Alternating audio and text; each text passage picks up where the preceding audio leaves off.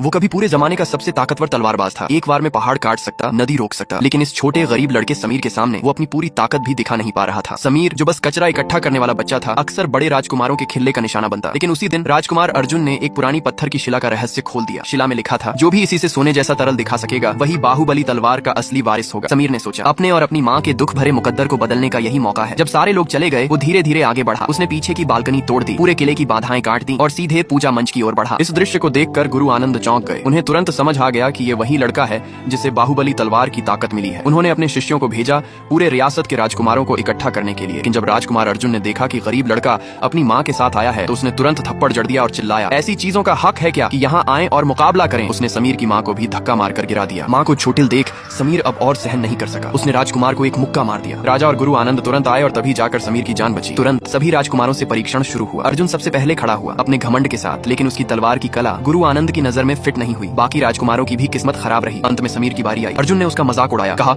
यह शर्मनाक है कि वो आगे आए, लेकिन समीर ने उसे बिल्कुल अनदेखा किया। उसने अपनी लकड़ी की तलवार पकड़ी और सुबह की घटना याद की जिसमें उसने सैनिकों को चौंका दिया था। एक ही क्षण में तलवार की ऊर्जा समीर के पूरे शरीर में फैल गई। फिर उसने अपना सबसे ताकतवर वार किया। ठीक इसी वक्त मर्दानी देश का विद्वान वीर दत्त आ गया। सब लोग इस लड़के पर ध्यान नहीं दे पाए और भाग खड़े हुए, लेकिन सैनिकों की तलवार से फिर सोने जैसा तरल उभर आया। केवल गुरु आनंद ने इसे देखा और समझा समीर ही बाहुबली तलवार का असली वारिस है। अब वहीं वीर दत्त दुनिया की सारी कलाएं इस्तेमाल करके ये तलवार का राज चाहता था, लेकिन कोई राजकुमार उसे यह शक्ति नहीं देने वाला।